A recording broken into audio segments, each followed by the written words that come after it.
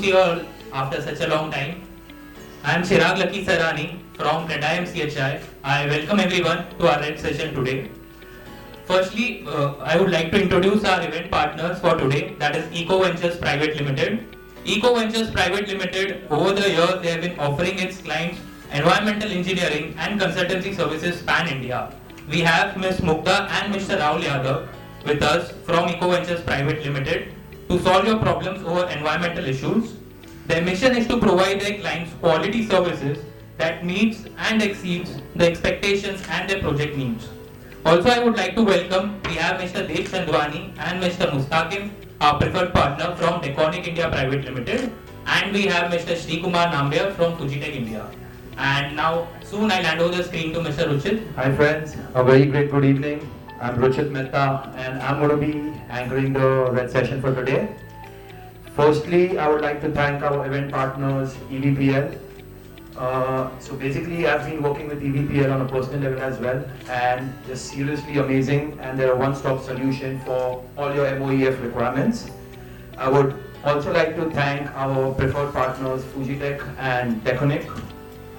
And I would also acknowledge the presence of our CREDAI-MCHI President, Mr. Baman Irani, and our few other senior members of CREDAI-MCHI. Now, guys, the time has come to introduce and welcome the man who has created something known as fantasy sports. Someone who has shown India the dream of fantasy gaming. Someone who has become a pioneer in the fantasy gaming segment. Damn, I can go on and on. He is someone who has started the first Indian gaming company and entered the Unicorns Club in 2019, which is currently valued at 8 billion. He's also known as a startup guru. Let me introduce to you, with a great round of applause, Mr. Bhavit Sheth, the COO and the co-founder of Dream11 and Dream Sports.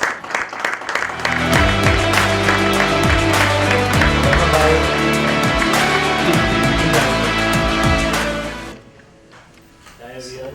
Hello. Mic is working here. Can you hear me? Yes. So, Bhavit, hi and welcome to the red session. So I'll just give you a gist about how this red session works. So basically we have all these famous personalities coming in our red session to share a few thoughts and the growth stories. But Naman, being our out-of-the-box thinker, our youth wing convener, made us work even harder to get someone other than our industry. And one of our colleagues, Hiten, just mentioned your name and we were like, bang on. He's the right man to get. I really understand you were busy with the entire IPL season, but thanks a lot. Thanks so much for giving us some time to inspire the youth of this industry. Thank you, Bhavit. Absolutely. I think, I just was talking outside and I realized that we were at Naman Midtown, some time ago. Now we are at Peninsula, but we had an office at Naman Midtown and we are there for 3 years, so good connection. Yeah. Friends, I'll go a little further. Let me give you a qualification background about Bhavit. He is a Bachelor of Engineering degree from DJ Sanghvi College of Mumbai. He's an MBA from Bentley University, Boston, and also a Diploma in Commerce from Harvard. With all the struggle and immense commitment, he began this journey back in 2008. He started with something most young sport lovers today are crazy all about, with a footprint of approx 100 million users. Dream11 claims to have an average compound growth rate of 230% in the last 3 years. That's really a great journey to be a part of. We all are very excited to hear from you and many things about this entire dream, Bhavit. So Bhavit, I'll hand this over to you, and just can you start with something? How did you go about this? What struck you, and how did you begin this journey? I think my mobile. Yeah, no problem. Cool. Yeah, it's something, fantasy sports itself, as we know it today. When we started, 15 years ago, nobody knew what fantasy sports was. But we've been playing, me and my partner Harsh, we've been playing fantasy sports for close to 20 years now, right? In 2000, when we graduated from school, I was studying out here at Jain College. My partner Harish had gone to UK to study, and that's where he got introduced to fantasy football for the English Premier League in UK. I don't know how many of you all follow EPL. Any of you all play FPL? Yeah, so that's been our inspiration, and through fantasy English Premier League, we are able to stay in touch with each other. All of our friends in different parts of the world, studying in different parts. But every weekend, we used to make it a point that whenever we were watching the matches, we used to chat with each other. At that time, even BBM was not there, right? So it used to be all your AOL messengers and those platforms that we used to use. But we used to stay in touch, and we used to banter with each other through the sport of football, because we were playing fantasy football. So, fast forward to around 2008, when IPL was starting out, we wanted to play fantasy IPL, right? And we went out to find where we can play fantasy IPL, like how we are playing fantasy EPL. And we couldn't find anything, which was very surprising for us, considering that it was extremely engaging as a game itself. And India, with 1 billion sports fans, didn't have anything to engage people except for just watching the game. So it was just one regular bar conversation that if it's not available, why don't we do it, right? A group of friends, 5-6 of us at a bar, like karte. And as usual with most of the ideas, we went home and forgot about it, right? So, but few weeks later, again, we all met, and we were like, yeah, I think is a great idea, and we should do it. And amongst all of our friends, I think Harsh and I were the only foolish people to say like, karte, chalo, let's see what happens, right? And we were 22 years old at that time. So, a lot of passion, and we thought that we'll change the world with our idea. And we went and met some of these so-called gaming gurus at that time, right? And they've been in the industry for a long time, so they'll be able to guide us well. So we went to 3-4 of them. We asked them that this is our idea. What do you all think? How will it work? And all of them told us how terrible an idea it was, and we should not be doing it, right? We said, okay, they are gaming gurus, but they've never done fantasy sports, so let's try it out. And if it doesn't work, luckily we have the cushion that we can fall back and we can do something else in 2 years. We are 22 years old. We'll try 2-3 years. If it doesn't work out at 25, we'll do something else. And that's how we started our journey with Dream11 when IPL started out. And to the credit of all the gaming gurus, the version that we released, it completely bombed, right? Fully tanked, didn't work at all. Because by the way, how many of y'all play fantasy sports, know what fantasy sports is? A decent number, right? So I don't need to explain what fantasy sports is, but the game that you see on Dream11 today is not what it was when we launched. What we did is, for example, an IPL season, we used to tell people, make your team for the entire season, and then you can just make substitutions to that same team. You join contests at the start of the season, and at the end of the season you'll know whether you won or lost, right? And what we noticed is, after a few games, some people realized they're not doing well, they dropped off, they didn't have any interest anymore. Some people said that, I don't want to play for every single match, I don't want to make substitutions, too much of a commitment. So, and then we didn't have a real monetization model also. We thought that we'll monetize basis ads that we place on a platform. And we realized the hard way that unless you have a lot of scale on your platform, you don't make enough ad dollars to sustain the business, right? So there are a lot of learnings that we had in those first 2-3 years. In a couple of years, we ran out of the money also that we had raised from our friends and family, and I don't know whether to call it egoistic, but I think we are too big of an ego to go back and ask them because they had also told us कि नहीं चलेगा but चलो we'll back you, right? So we are like, we can't go back and tell them कि we failed and we need more money now. So at that point in time, we decided just to keep everything running, to keep the lights on, to pay the rent. We'll start off a digital services business because services business by definition should make money, right? It's a cost plus model, so it should make money for us. And and we had the kind of expertise because we had web developers, we had designers, we have content guys. And by the way, just stepping back, the way we started off also Dream11, and it was a learning for us, something that I would want to share with you all as well. We wanted to start off with a fantasy sports product, right? But in our enthusiasm, we are like, yes, fantasy sports will be the core of our platform, but we should also have content, news, we should also have live scores, we should also have other games that people can play on the platform. Maybe we'll create a cricket social network only, right? And that's what we exactly went and did. We created this entire platform with multiple things, and when you came to the platform, you got confused. क्या करना क्या है इसमें, right? So but that was also a time, 2008 when we started off. Orkut was the biggest social network in India yet, right? Facebook had just launched.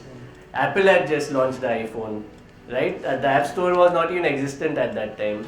No one played on their mobile. Everyone played only on laptops and desktops, which was also a very limited number of people, right? So, that was the time that we had started this off, and it was a good learning for us as well, which I'll talk about later. But so we started off this digital services business, right? And because we were in the sports space, we had good connections with sports teams and leagues. We went and spoke to Mumbai Indians and we told them, listen, Facebook has just come in. We think it will be the next big thing. It's already doing well in US. It's already doing well in Europe. Why don't you allow us to manage your Facebook page, right? And that was a time when likes on Facebook was yet a big thing, right? That if you get likes, it was amazing. So Mumbai Indians said, "ठीक है, let's try it out. There's no harm. We want to get a better fan following. We want to know who our fans are." So they agreed for us to run their Facebook page. And in around 6 to 9 months, we got them 1 million likes on their page, which was amazing at that time, right? So they were very happy with the way we are running their platform. Then they told us, okay, why don't you also look at Twitter, and when IPL is there, why don't you all build some games also for us to engage our users or our fans? So we started doing a bunch of work with Mumbai Indians. And then Adidas, who was their sponsor at that time, they saw the kind of work we are doing for Mumbai Indians, and they approached us saying that why don't you all manage our Facebook page as well. And then we took that up, and again in around 6 months we got 1 million likes for them as well, right? And so they were very happy. We started working with them.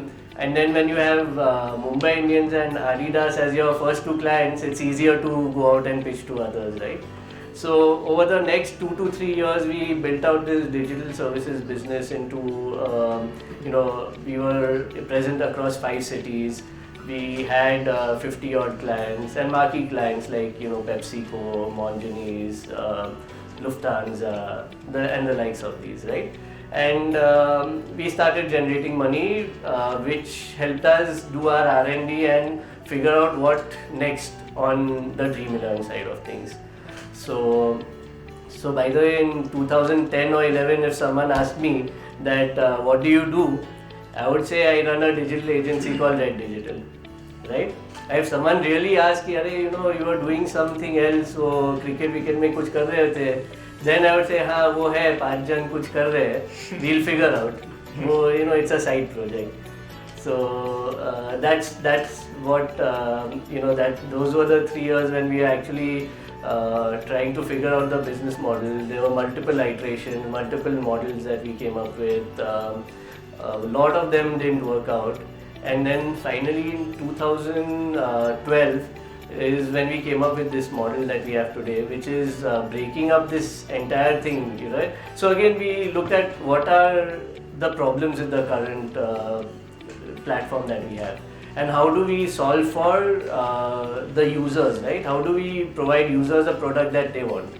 So we knew that in general, people wanted to have not as much of a commitment. They wanted to have a bite-sized kind of a platform or a game that they can play on, right? And that's exactly what we provided to them. What we did is we broke up this entire commitment of creating a team for the entire season into every match, right? And then what we did is that if you wanted, you could play for free, but then there are no prizes. If you wanted a prize, you enter a contest, you pay money and you can win a prize, right? And that's a model that we saw started getting some traction. And we saw some good retention of our users. So they used to come back, every tournament, every match that we were offering.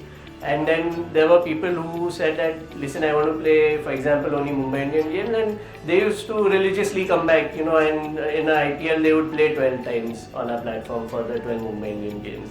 So that's how we started realizing that, okay, this model could have some traction, right? And we started building on it, right? And over the next couple of years, we saw good numbers. We saw what we call unit economics. So at the base level, for every user, how is the user behaving, and are we making back money on the user that we are investing to get onto the platform? And that started happening, right? So at that point, we were at a crossroads. We were like, listen, we can't do two different businesses and do justice to both the businesses, right? So at that point we decided that, okay, if we have to make this big, we'll focus only on Dream11 as a product. Harsh and me both were product guys. We didn't like the services business. We didn't like to listen to galis from our clients, right? So we didn't like calls at 2 a.m. saying ki ye kya ho gaya, this is not working, that is not working. So we said, see, we always like and prefer to be on the product side of things. So we decided to sell off Red Digital, which we sold off to another digital agency. And then that money we pumped back into growing Dream11 much more, right? And somewhere in the middle between all this, I think these were the 5-6 years that it took us to get through this journey. We also realized, both of us being engineers, we had no business acumen as such, right? And we believed that we needed some at least sort of business training. So in that time period, both of us did our MBAs, right? And so I went first to Boston, I did my MBA, I did my e-commerce diploma at Harvard. Came back a year later, Harsh went to do his MBA. And he came back, and that's when we started looking to raise funds. Now we know that the business is working, the business model is working. Now to take it to the next level, to build a great team, to have a good budget to market and get users, to acquire users, we'll need some funds, right? So at that point in time we went out. So we went to venture capital funds in India, and we went to a bunch of them, consistently heard only one thing, that this fantasy sports no one understands in India. So you all should go to US and pitch to VCs out there. They understand it, they'll be able to fund you.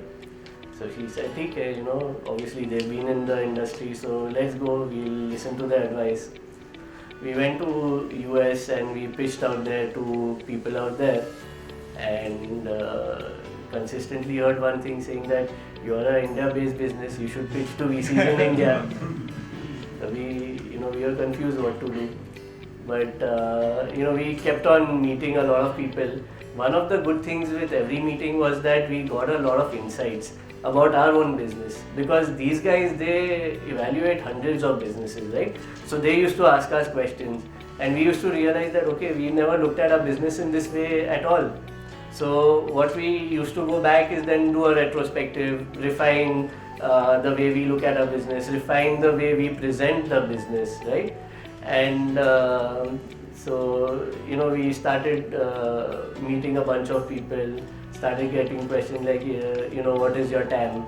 Now I was like, what is TAM? In the first meeting we actually asked the person, what do you mean by TAM? So because we had no idea, which is basically the target addressable market for the product, right? And we had no idea what it meant. So we were way too much of novices at that time. But over time we learned, we got better at pitching. We made our business also refined and much better. And after meeting around 150 odd VCs and getting 150 rejects, we finally got one VC who said that okay, I'm going to fund this business, right? And today, obviously, when we go back and they are yet part of our cap table and they yet invested in our company, the one thing they say is that yes, business model and all was fine, right? But we invested in the founding team because we felt that the team would figure it out, right? If this model didn't work, we would do something else and we would figure it out, and that's why they invested in us, right? So at that point in time, that's the first round of investment we got in around 2014 end from Kalari Capital, and then Think Investments. These are the two funds that invested in our company. And an interesting story out there also, actually, Kalari said that okay, we'll invest in your business. So we were like, great. And then in the funding, this VC PE world also, there's a lot of FOMO, right? So once we get a term sheet, then there are 100 people waiting. I'll give you a better valuation. So that's exactly what happened to us. There's this other firm who came to us, one meeting, and he was like, can I get access to your printer? We were like, okay, you must want to be printing out something.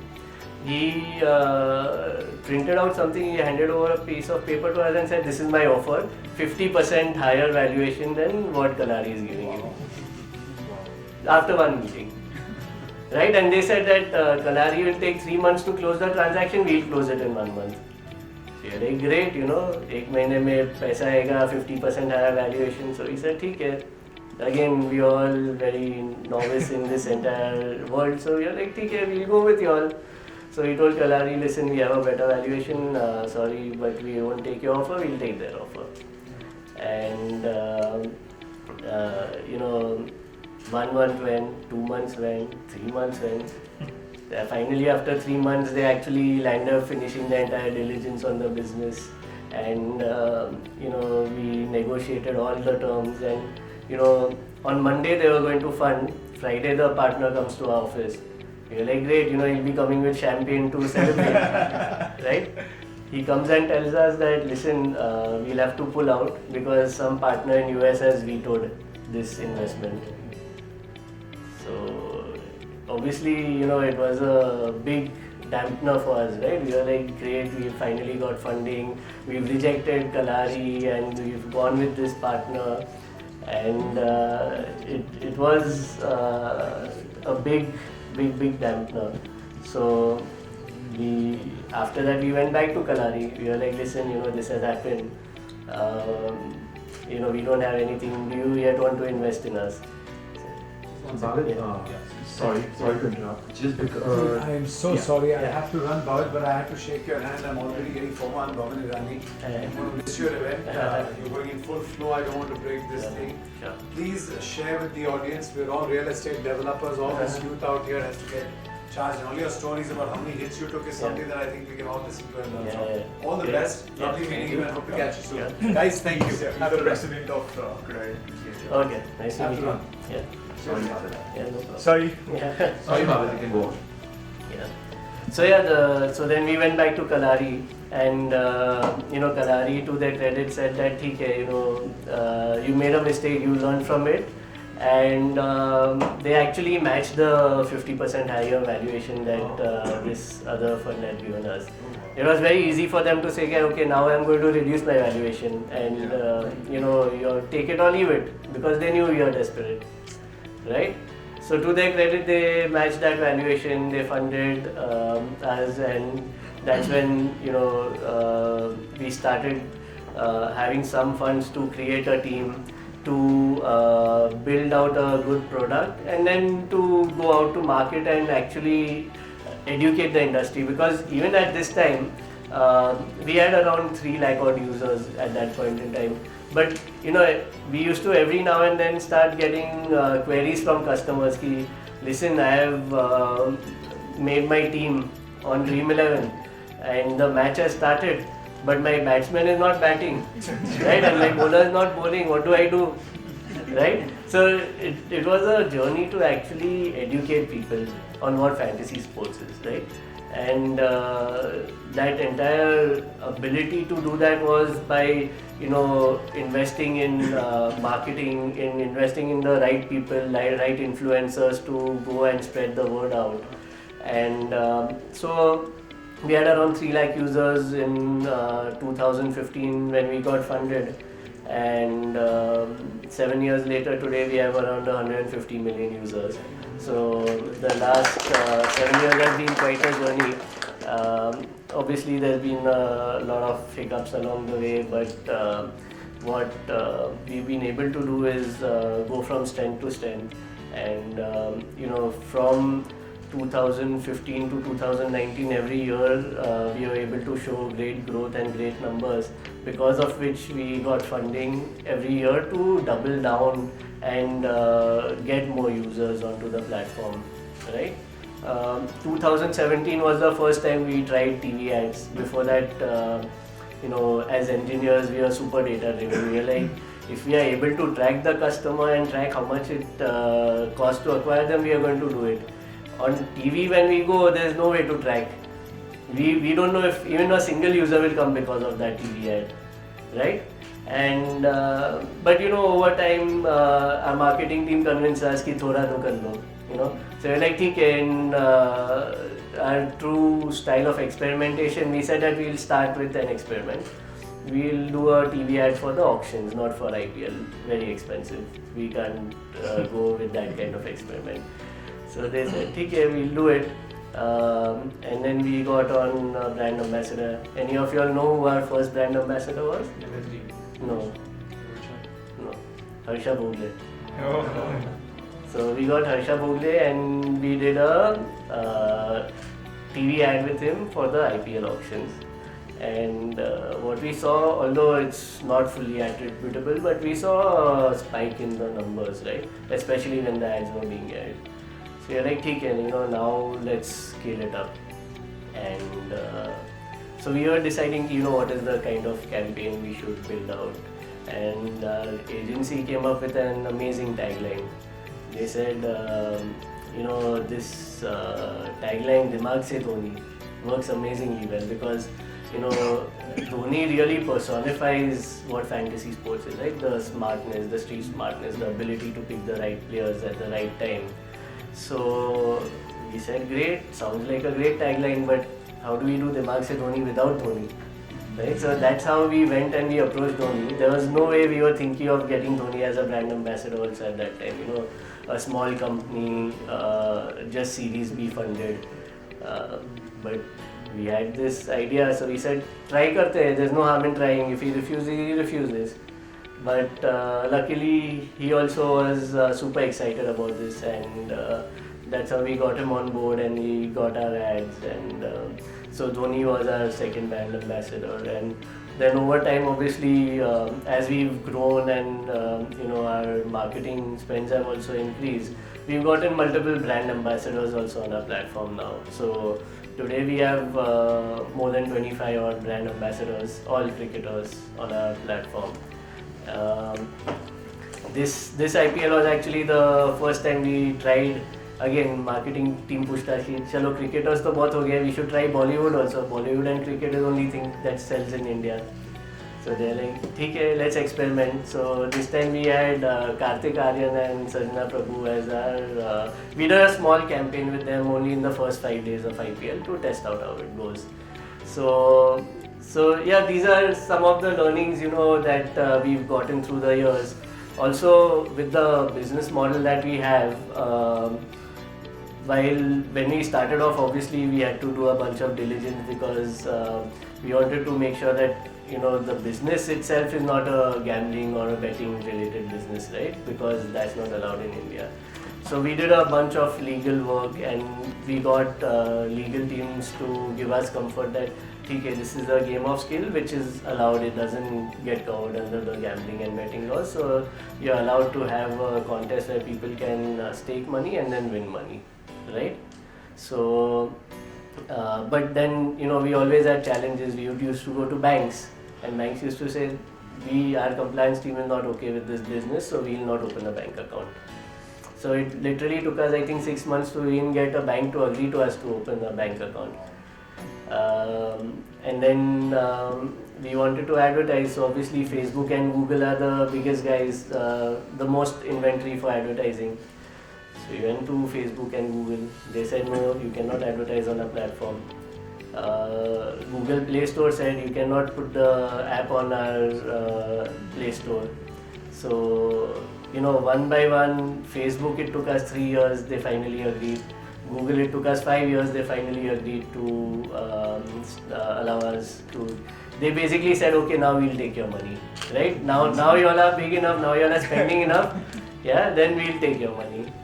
So, but today also Google Play Store, for example, doesn't allow our app to be listed on the platform. So anyone who has an Android has to download the app by going on the website, right, and downloading an APK, which will, when you try to install it, the first message the Android system will give you is that this app is going to destroy your phone. Are you okay with the app destroying your phone? And you have to say yes, right? Then only your app gets installed. But the way we've been able to build this entire thing out, and fantasy sports, a bunch of y'all play, is a very social game, right? You usually end up playing with your friends. And what we did is we played on that, and we got people who are on our platform to get their friends onto our platform, right? It's the same as something like a Facebook, right? If you are on Facebook but your friends are not on Facebook, what do? There's nothing to do. So that's what we tried to do. We got a bunch of people, then we incentivized them to get their friends onto our platform. And that created network effects because those friends would get their friends onto the platform. And once everyone's on this platform, it's very difficult to leave also. Right? Because if you go to another platform, you have to take all your friends to that platform then. So that's the network effect that we created. Of course, also helped with the fact that, till about 3 years ago, we didn't have any real competitors also, right? People realized the potential of this industry when we got that $1 billion valuation, the unicorn valuation as they call it, right? And then everyone was like, yeah, suddenly overnight your business aa gaya, amazing. But they don't realize it takes 10 years to create an overnight success, right? Because of the hard work that we had done, because of the ability to execute that we built out in the last 10 years, we are able to reach a scale that we had reached at that point, right? And I usually tell people that I'd rather be a cockroach than a unicorn, right? The unicorn is a mythical creature, कभी किसी ने देखा नहीं है. Cockroach will survive your earthquakes, your meteor showers, everything, right? So I would rather be a survivor than be a mythical creature, right? So so and one of the things that I told you all earlier was that we built this entire kitchery of lot of products onto our platform. When we started off with this new version, or we would say Dream11 2.0, we stripped off everything. We just kept fantasy sports at the core of the business, right? And till today, that's how it is, right? That we have fantasy sports as the core. But again, around 3 years ago, we had 50 million users, sports fans, engaged sports fans. We had one of the largest paying sports user bases in the country, right? And we said there's an opportunity to serve these sports fans better, right? Because everywhere else in the world, there are multiple large sports companies. In India, there are no large sports companies apart from your broadcasters, your Star, Sony, etc. Or then, your CricBuzz and Cricinfo type of guys, right? Apart from that, fantasy sports was able to scale up, but there's no other big company. Why not, right? And then we realized that today sports fans don't have that ability to experience sports the way people have in other countries, right? So let me ask you, any of you all, if you had to buy a India team jersey, where would you buy it from? Authorized store. Well, which is authorized?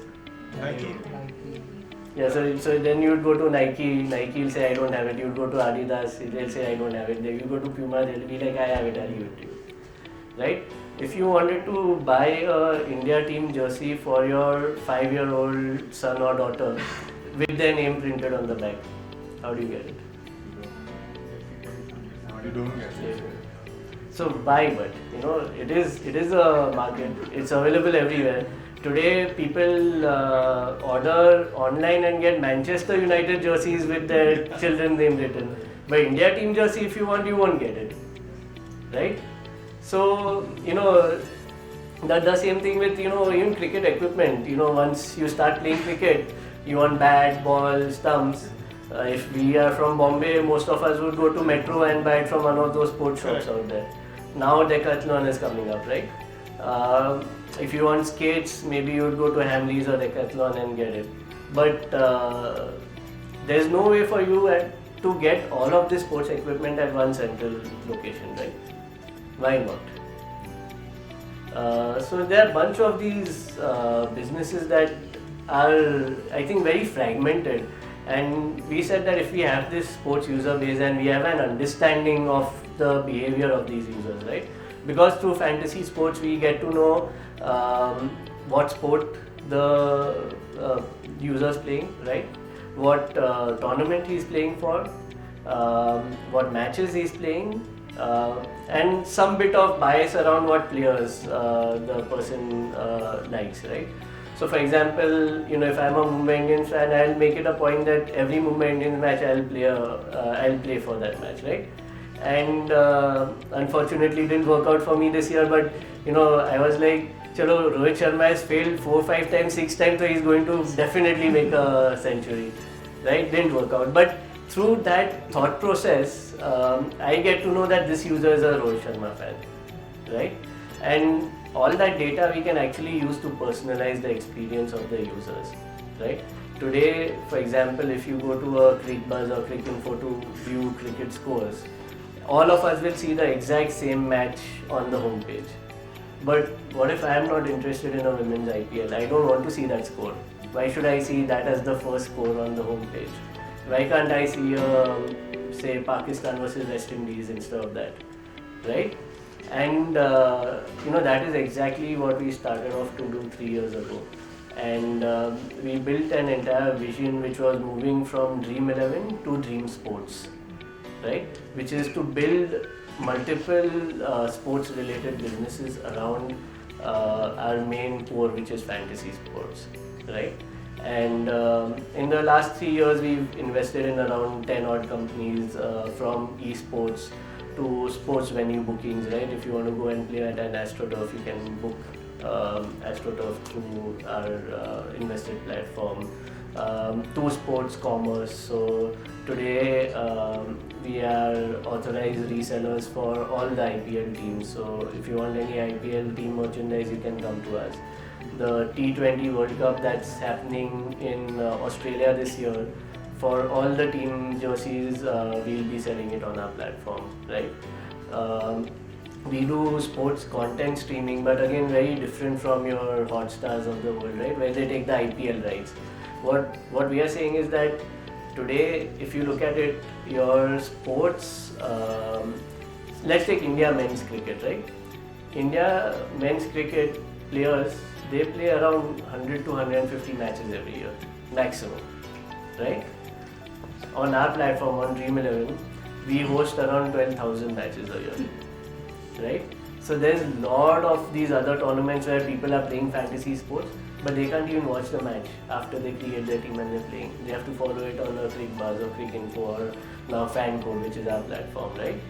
So what we decided is that let's take some of these rights, like Ranji Trophy, right? If someone's created a team on fantasy for Ranji Trophy, he should have the ability to watch the Ranji Trophy match, right?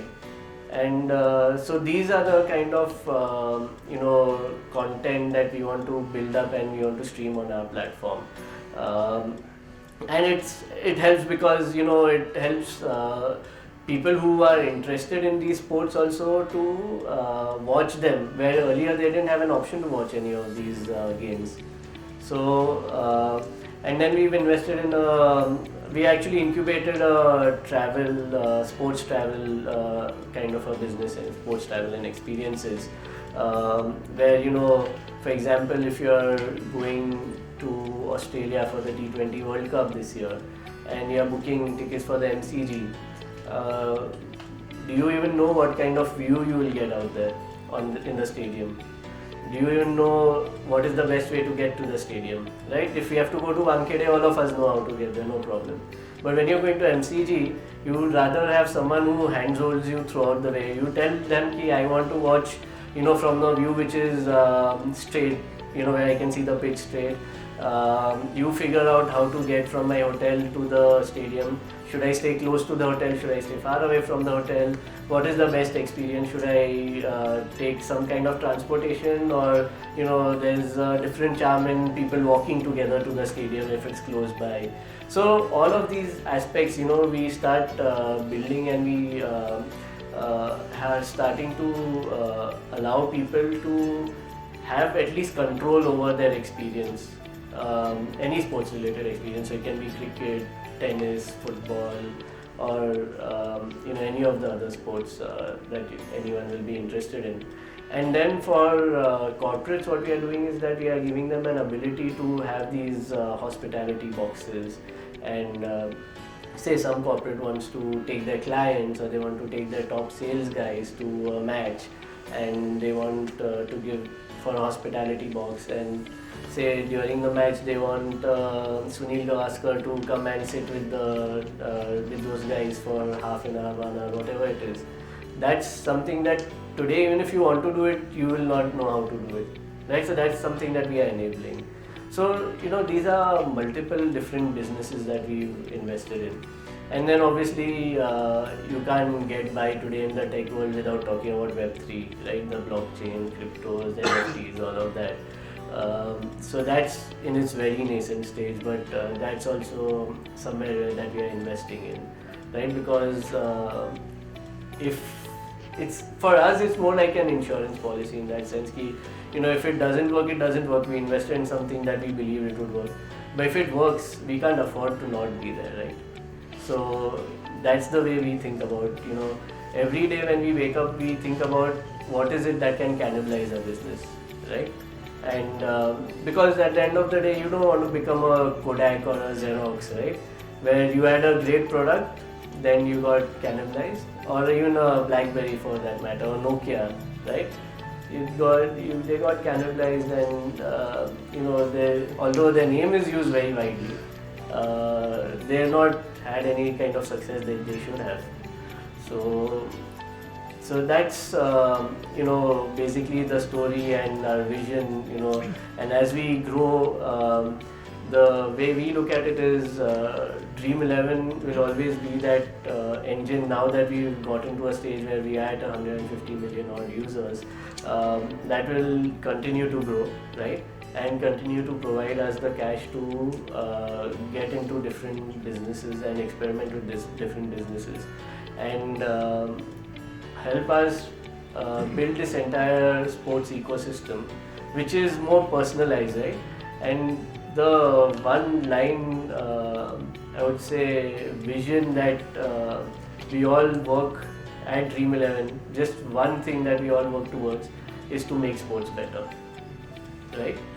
And if we can do that by providing an amazing personalized experience in a way that, when you open a certain app and you're like, I was exactly looking for this to buy, I was exactly looking for this content, right? And that's where the magic happens, and that's what we are planning to build now over the next few years.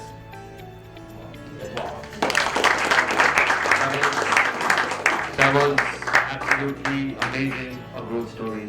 Yeah.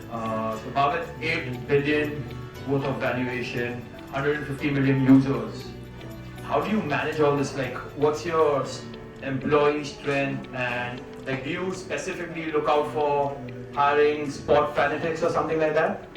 Not necessarily. I think in general, people who are sports fans, they land up joining us, they land up wanting to work with us. But even if someone not a sports fan, within 3 months of joining us, we convert the person into a sports fan. So, yeah, but yes, $8 billion valuation, but we've never chased valuation, right? What we've chased is growth. What we've chased is growing the right way and ensuring that we are, not like one of, and nothing wrong with it, to each its own, but we never believed in growing by just giving cashbacks and having a negative margin on our business, right? So growing the right way was extremely important for us, and we said that if we provide value proposition to our users, revenue will follow, valuation will follow. They are all lagging indicators. What is important for us is to provide value to users. As long as we do that, we know we are in a good place.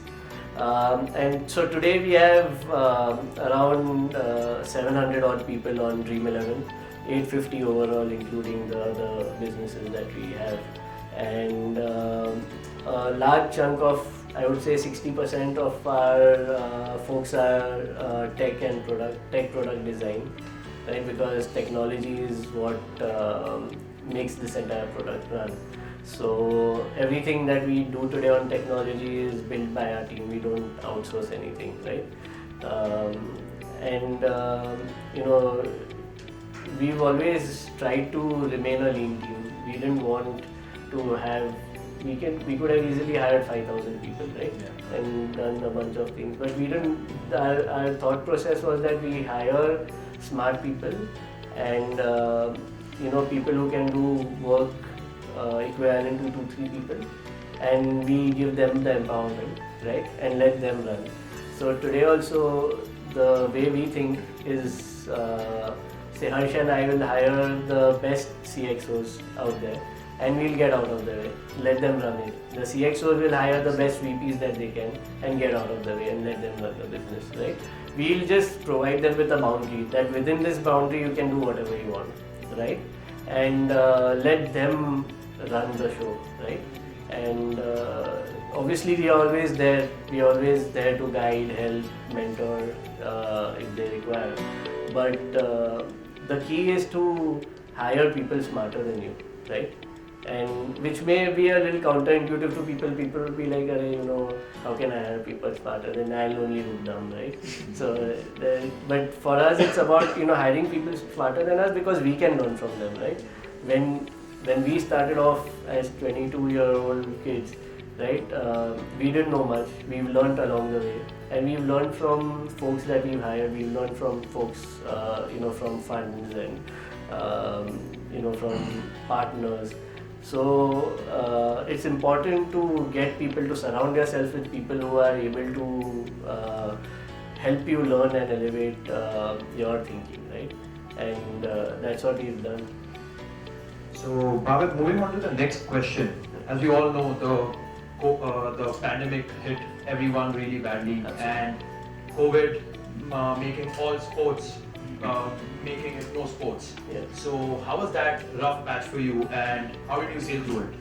Yeah, it was quite a difficult period because obviously there was no sports, so no fantasy sports, right?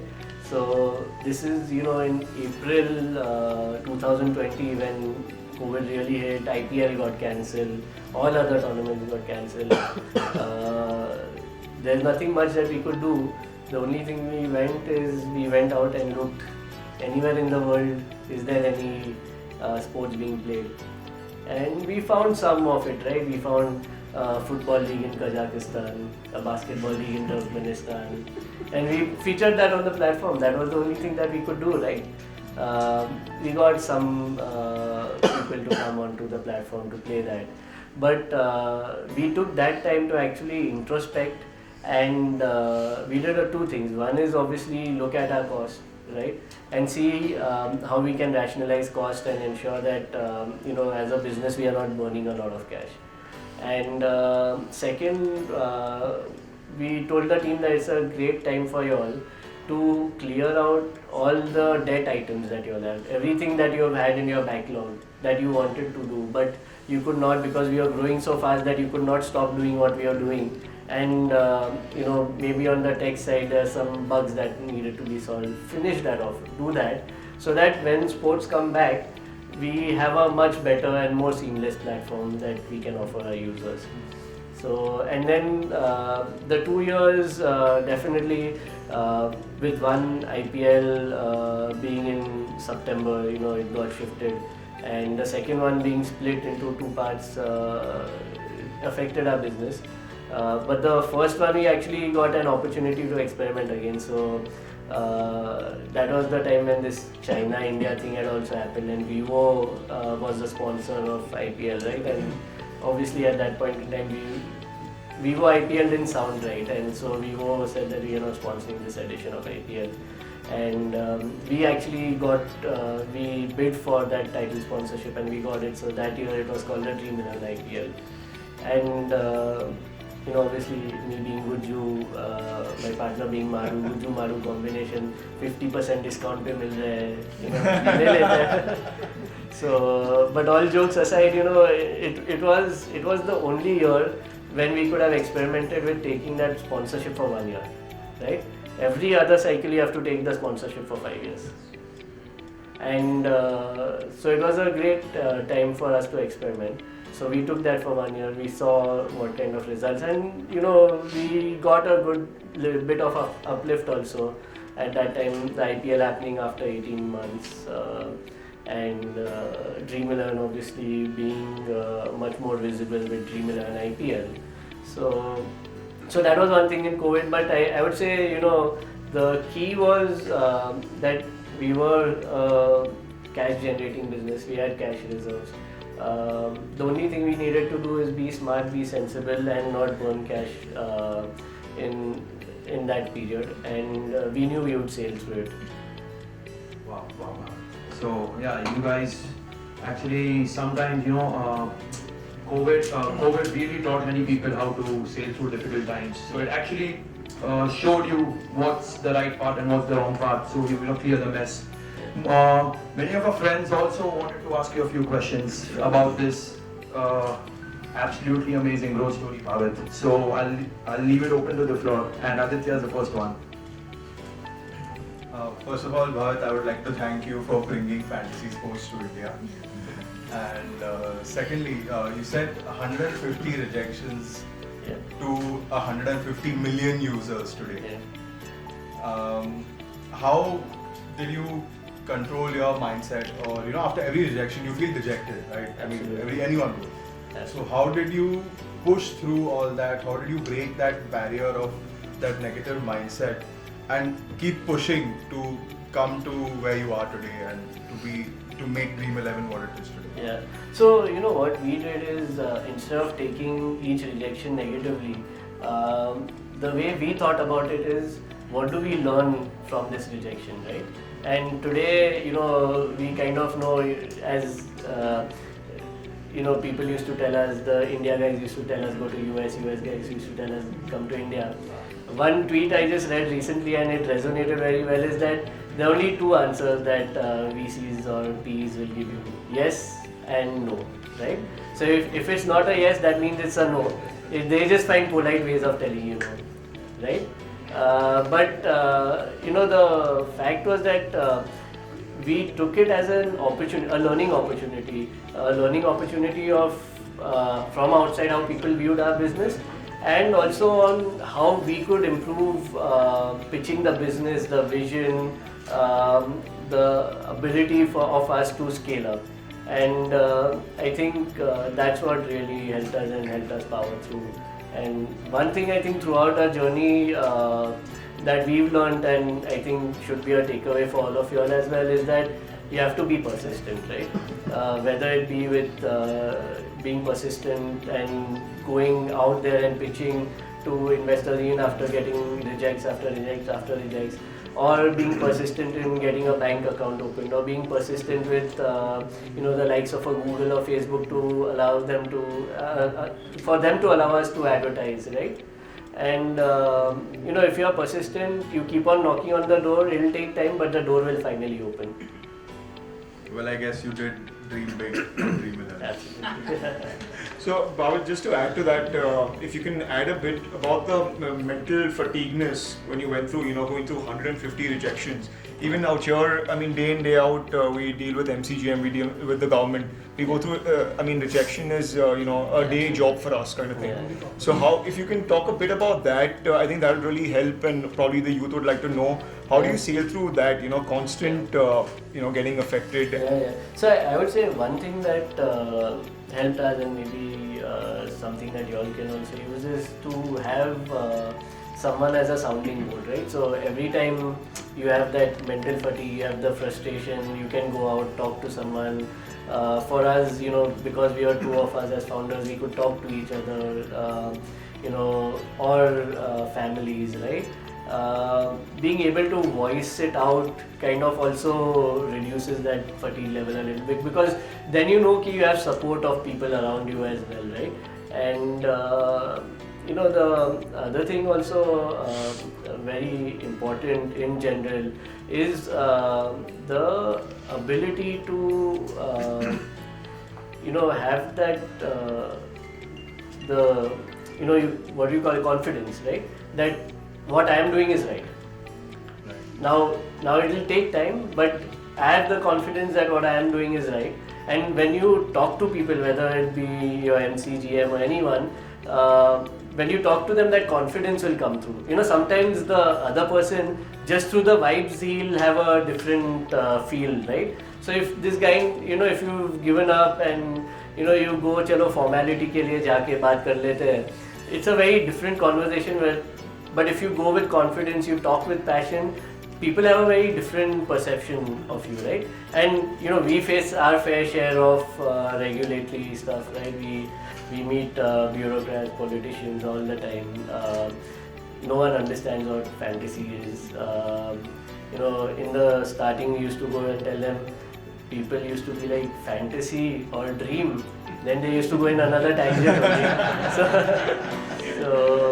So you can understand, it's also that ability to project yourself with confidence that, what I'm doing is right, I know my stuff. Then people will heed and listen to you much more. So I guess just to sum that up, it's perseverance, confidence, and just be passionate about what you're doing. And make sure that you have somewhere. Don't bottle that up all inside. You have someone who you can talk to. Have at least it's, although you have that ecosystem around you, it's always comforting to hear from them. Did you all feel at that time that all the forces are against you all, 150 rejections? Like moving, a lot of times, it comes to me personally also, if I'm going into something, I'm like, okay, it's anyway going to be no. So, did that kind of also come through? It did come through at some point in time, and, we had to just work through it, and we had to say that, listen, if we are going to get rejected and we are not going to give it our 100%, it's not going to happen, right?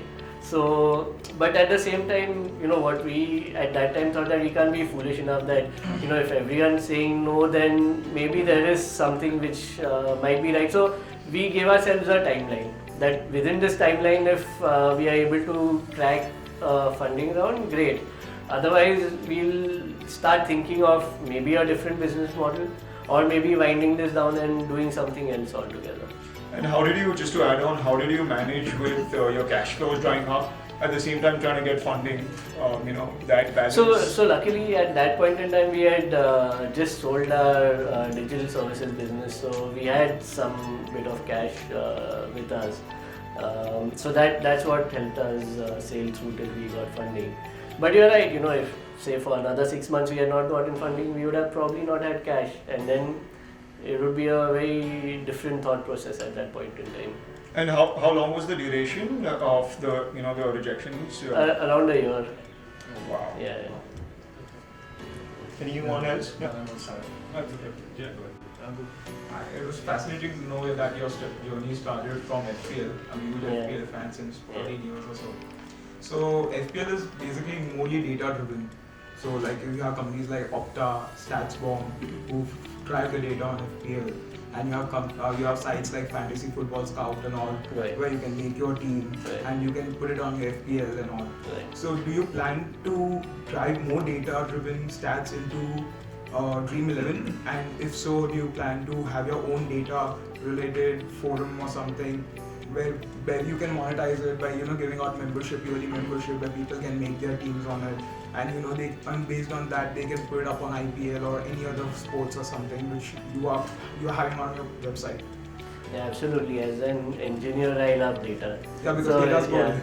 So like how you have expected goals, how you have expected assists in football. Like similarly, you would have something in cricket as well. So in fact, just slightly diverting, but we have this entire culture principles also in our organization, which the nomenclature or the short form of that abbreviation is do put, and we tell people do put our culture first. Do put is data, ownership, performance, user first, and transparency. So we have data as part of our culture principles, where we tell people that it's 99% data, 1% gut. Right? Everything cannot be data, but it has to be 99% data. And we've already started driving a lot of data. If you look at our platform, you see a bunch of data, and we'll keep on looking at enhancing the amount of data that we collect. In fact, we look at businesses that can collect data in an automated manner. So there's a lot of work that we want to do on the data side of things. Absolutely. So I just had a question. So obviously you all have seen a phenomenal growth over 10 years, starting small, now big. If you could tell us 2-3 things that have remained the same, irrespective of the size, and 2-3 things that have dramatically changed, either in your style of working or what you all focus on. So that's question number one. And question two is, given the last 12 months history of startups in the public markets, how are you all perceiving it? Do you all ever think you all want to go public, or you would remain private? Any thoughts? Sure. Just to add to the first part of the question, so I mean, again, a common question for the youth. How do you keep your mental status grounded? I mean, success can easily and overnight you can get completely finished. So how does, and since you all have had such a journey and exponentially grown, how do you mentally keep yourself stable? Yeah, I think it's very important, because we've seen enough founders who've done some stupid shit, and you look at their company today, right? But luckily, I think it's a lot to do with upbringing also, the way both of us have been brought up, and we keep each other true to ourselves, right? We've always had that thing that, let success not get to our heads, right? Even if you look at in general, right, you'll not see a lot of branding for me or Harsh on, whether it be your press articles, whether it be online. We don't even go to award ceremonies. It's at the end of the day, we believe that let the work do the talking. So a lot of it just has to do with your mindset, of being, true to yourself, right? And also a lot of it is because of the struggles that someone goes through. And we all see it in our daily lives, right? the first generation entrepreneurs would always be the most grounded, right? Then second generation would be a little less grounded, third generation would be a little less grounded. So, but yeah, at the end of the day, you have to, I would say it's almost like a discipline, right? You have to make that choice and you have to be disciplined about it. On the things that have not changed, one of the things when we started off also, one thing that we were always focused on is to be extremely employee friendly, right? And from day one, everything that we did, all our policies, they were all employee centric. Because from day one, we recognized that for us, our biggest asset is our employees, right? It's not like, like you guys will have buildings as your asset or properties as your asset. We don't have any asset. Our product and our people are our asset. So we are going to take care of them, right? And that thought has not changed over the years. We've always made sure that we put our people first. And second one is the users, right? As I said, the thought process has always been how do we solve a user problem, and how do we ensure that we put user at the center of everything else. So those are the two things I think from employees and users perspective we've had consistent from day one. Obviously, what's changed is the way we work today. Maybe 5 years ago, I would be extremely involved and I would be knowing each and everything that a person would be doing. Today, at this scale, it's not possible. And as much as it hurts me, I don't even know the name of each and every employee in my organization today, right? Also, it's because we doubled our staff during COVID when I didn't meet most of them. So,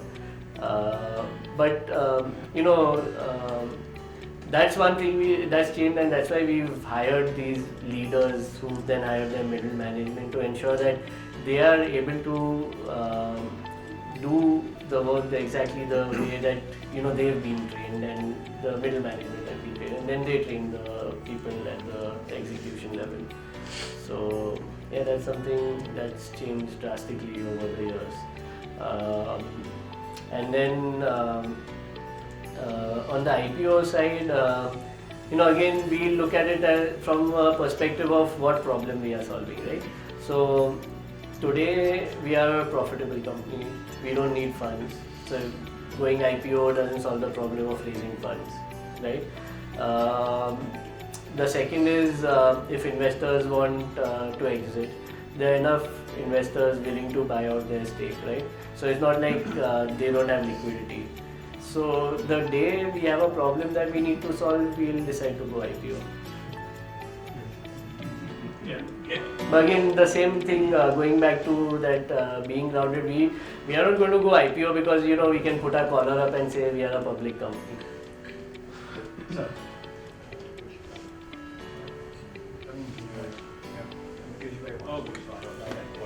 Hi, Bhavit. Right. Since you yourself have gone through that rough terrain of more than 15-20 years and you have stood by those storms and the value which speaks for, any plans to become an angel investor both for the entrepreneurs who were you before 15-20 years and the real human beings? I mean, you said sports to make sports better.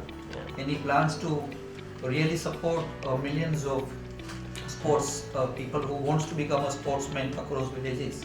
Something like giving loan for the sports like we have loan for the educational medical. And just an idea which I thought worth sharing.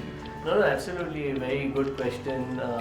So I'll answer it in two parts. From angel investing perspective, I don't think I have the time or bandwidth to actually sit and choose companies where I can become an angel investor. What we do as a company is we choose and pick companies that we can invest in as a company, right? And that's what takes a lot of time. But on the supporting the sports ecosystem, what we've done is we actually have a Dream Sports Foundation, and we support over 7,000 athletes today, right?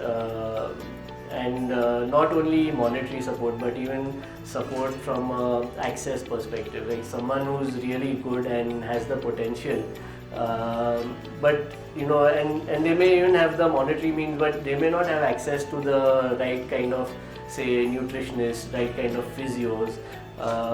Luckily, because of our our background in sports, we have a lot of access, and if we can provide them, whether it be monetary support, whether it be access, we are more than happy to do that. And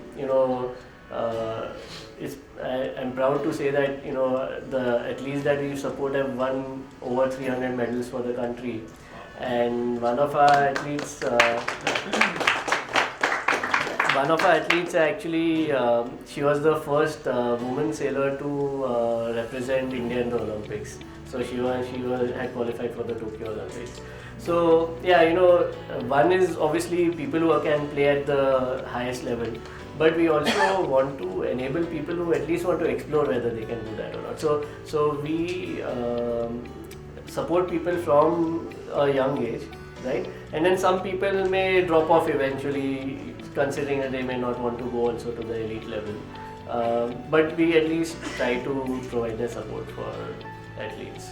And then COVID actually, not only athletes but even support staff like umpires, referees, all of them were hit very badly, right? They didn't have they didn't have a job for 2 years. So those are also people that we supported during COVID. Yeah, hi Bhavit, this Hi. is Rushi Mehta.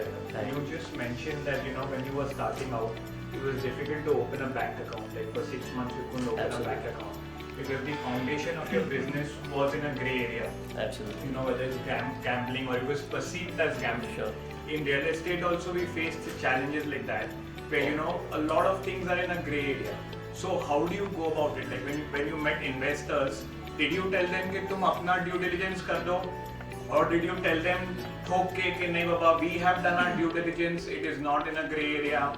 And you also spoke about cannibalization and what sort of challenges your businesses have. So even today, you are always prone to government changing their policies, that affecting your business because it can go south very quickly. Absolutely. So how do you deal with all of that?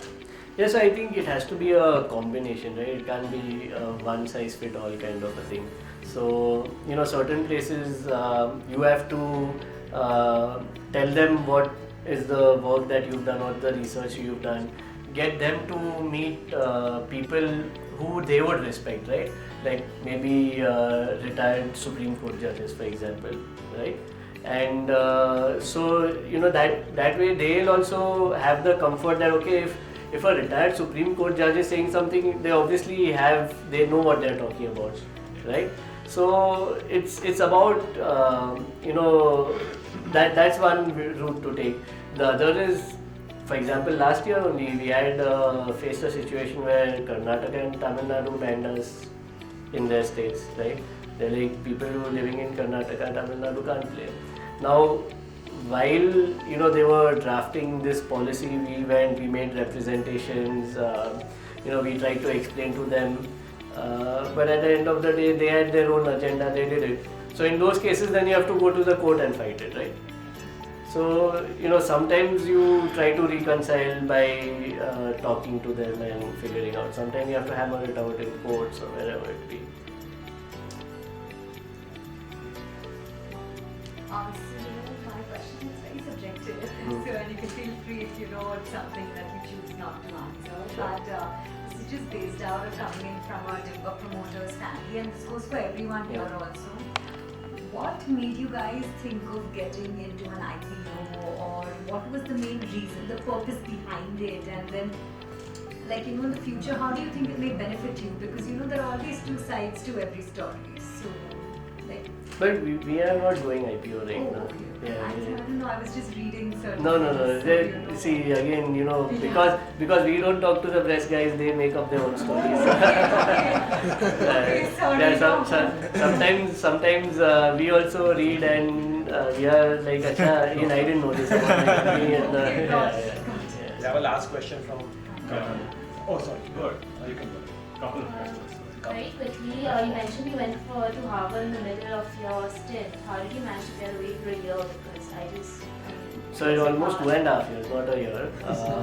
And the way I did it is because US-India, During the day I used to do my studies, and evening and night I used to work on Dream11. And also my co-founder Harsh being your head, because you need someone, right?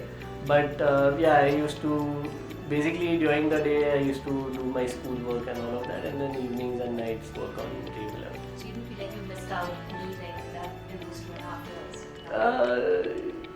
Yes, missed out some, but also gained a lot of knowledge that helped me, while we were growing the business. So yeah, it's a balance. I am Ricardo.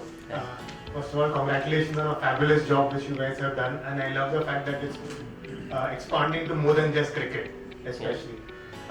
One quick question, and being a tech, someone with a tech background myself, you did say that you guys are looking to invest into Web3, and what do you see is the future as a form of esports and investing into esports, and how can Web3 support that, and how are you guys going about it? So that's a 3-point question in itself. Sure. And are you guys looking into going into NFTs for your players, and the whole ecosystem and the works as such? Sure, yeah. So we've actually invested in an esports company. So we believe that esports is a growth area for sure. It's under-penetrated in the country today, and it's a segment that needs to be built out. Again, there's been a few hiccups because the PUBG ban, the Free Fire ban. But over time, I'm sure we'll come up with a good few games here. You have your Counter Strike, etc., which will yet have the kind of traction.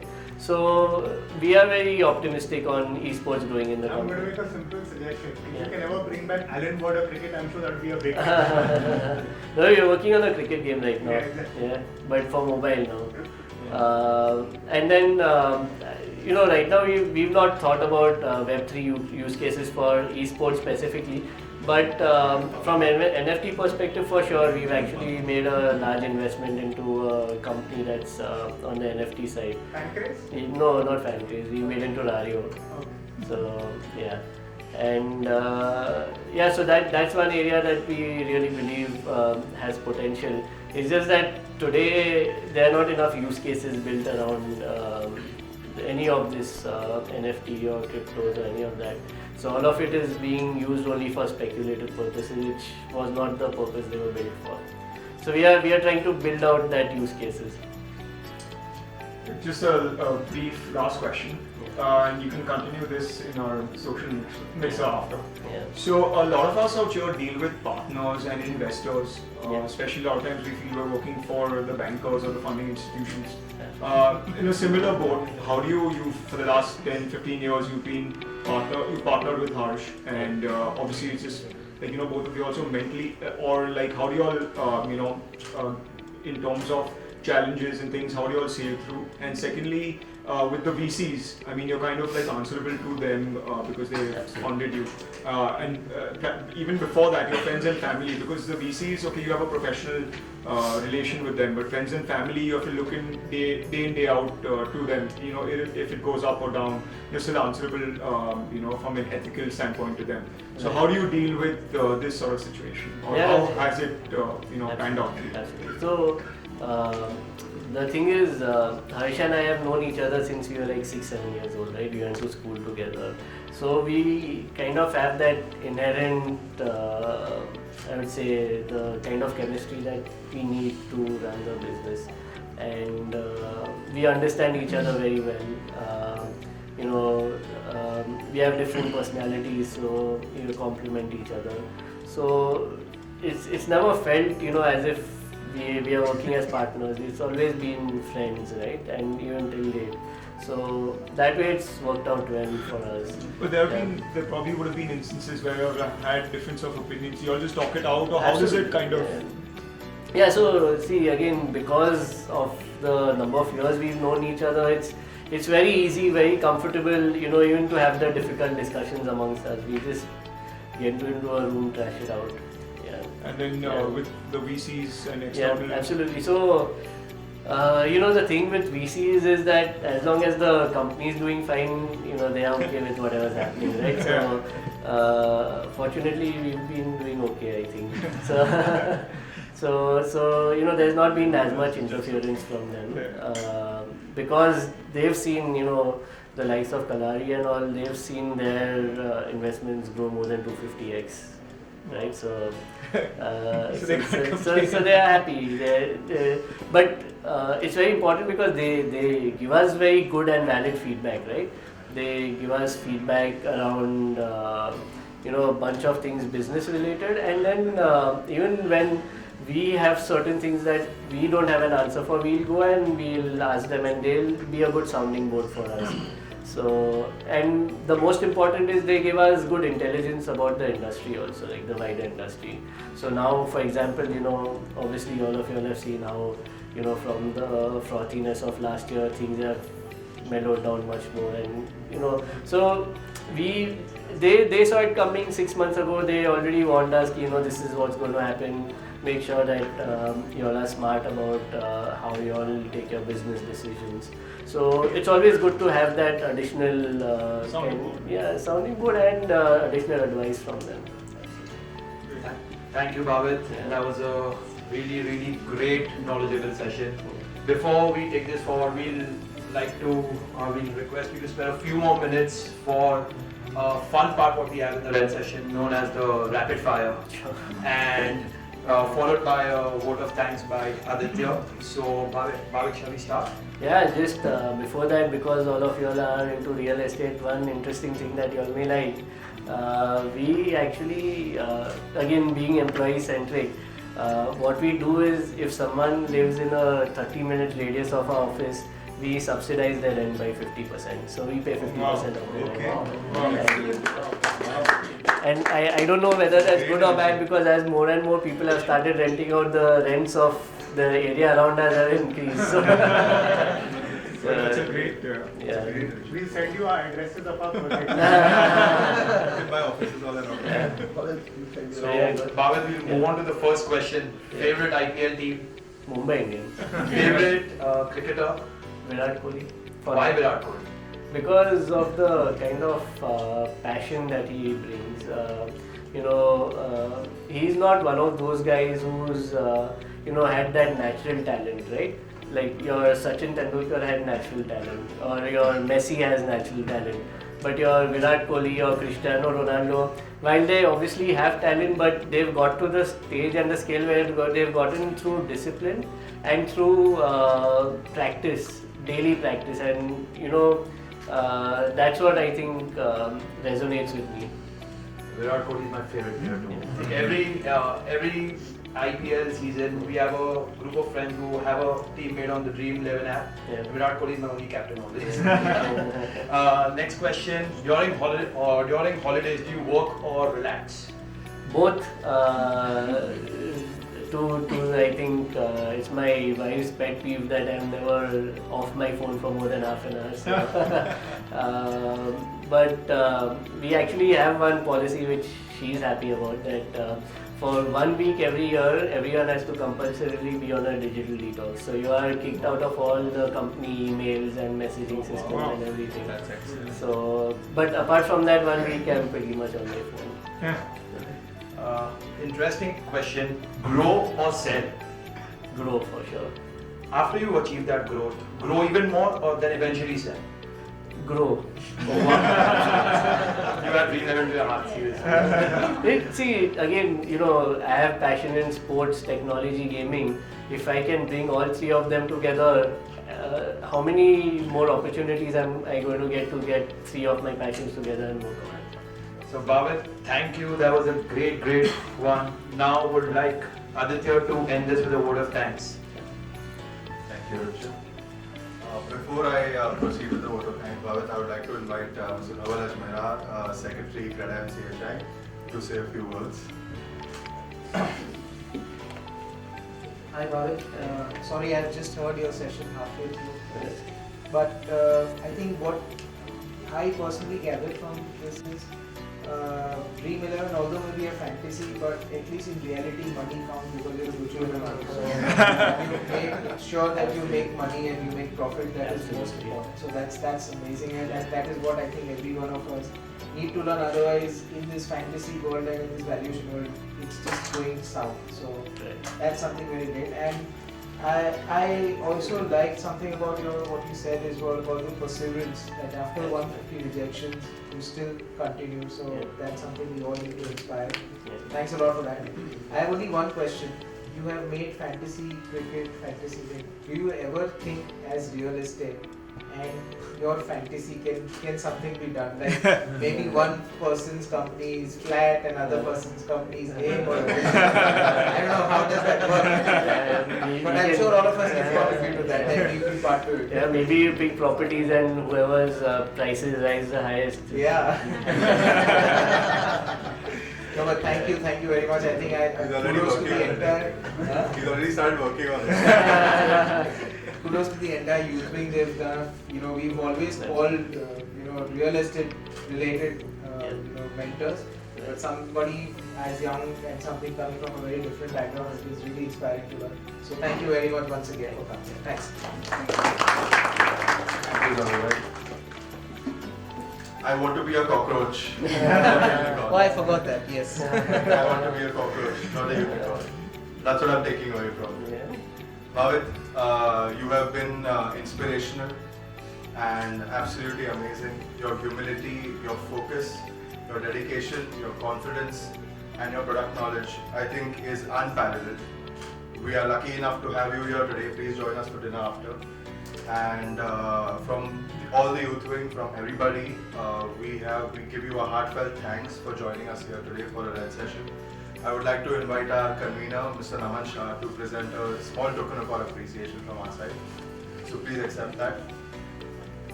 Can I ask Hiten to join me? He's, for anyone who doesn't know, he's a backbone and not only in all the study groups, but...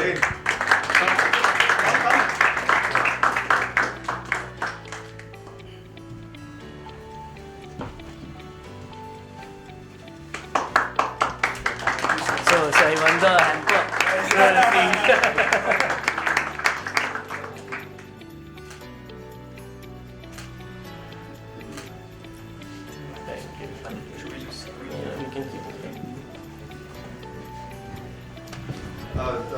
Bhavit, there's a small suggestion from our youth wing members that you can feature MCHI Premier League on Dream11 as well next year.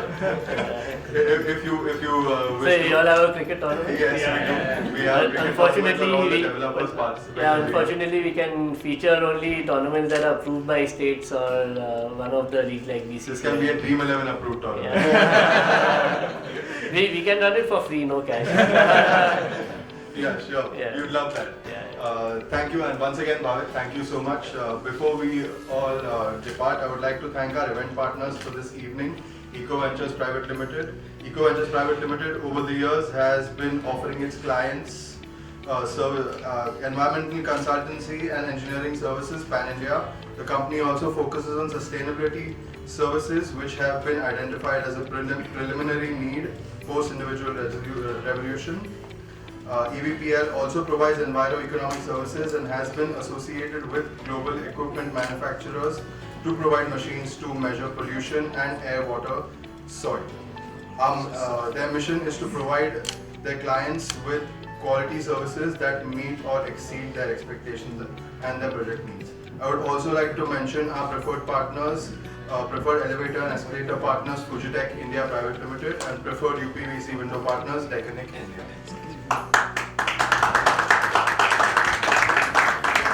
Guys, we have a social mixer downstairs at Artisan. Please join us for some drinks and dinner. And before we proceed, we would please like to have a group photo with Bhavit. So guys, everyone join us here on stage so we can have a group photo with him. And well done to Ruchit and the entire Red team for organizing this session. Thank you to our secretary and our president.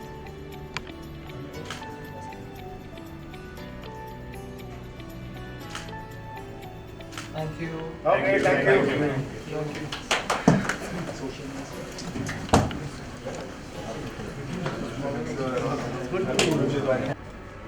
Hi. Go for it. Hi, I'm Rushabh Nishar from Happy Home Group. Hi, Dhaval here from Dhaval Group. So it was a great session. We got some great insights about the entire business of how Dream11 works and how they started. I think it was a session involving a lot of dynamics of what kind of funding and what problems they had in between and how they went about it. So Dream11 gives us an insight into the fantasy business of how it operates in India, and they actually managed to struggle through an entire decade to crack the code of Indian business and the sports industry linked and the fantasy. So apparently the dynamics of any business are almost similar, but they've really made it to the #1 spot in the country. Thank you. I hope for the best for the Red Talks and looking forward to the upcoming Red Talks. Thank you. Hi, this is Harshil Shah from Damli Shamli Shah Group. The Red Talk with Bhavit Sheth was amazing and lots to take back from him, the Red session. Basically the way they have grown, the struggles what they have faced, and the way they are grounded right now after being a unicorn is something which we can take back. I will take back, and yes, being a cockroach is better than a unicorn. So yeah, thank you for the Red session. Hi, this is Sharan Jadwani here, and I'm from Rudraksh Realty. We are a Mumbai-based company based in Bandra, and today's session was very enlightening, where we learnt about never to give up, no matter what setbacks we face in our businesses, and also we learned to remain grounded when we get success in our ventures, and to remain grounded and not get up in our heads, and keep moving forward, and always remain humble. And even after Mr. Bhavit Sheth's 150 rejections from VCs, he still maintained perseverance and made sure that his vision and his dream gets fulfilled in his life. And same way, even though we receive setbacks or we receive any problems in art, we should come over it and make sure that we overcome it and fulfill our goal. Thank you so much. Hi, this is Navit Mehta from JVM Spaces. I would like to thank MCHI CREDAI team to organize such an exceptional event. Where this was the first time we called off non-realistic speaker, where we got to learn many things from him, like his growing journey, like his launching strategy, the marketing strategy, and also his growth, like to focus on growth. That is a thing that I'll take away from him. And also I would invite all the other members to come to get ready for the new events that we are planning up for. So stay tuned and please join me. Thank you.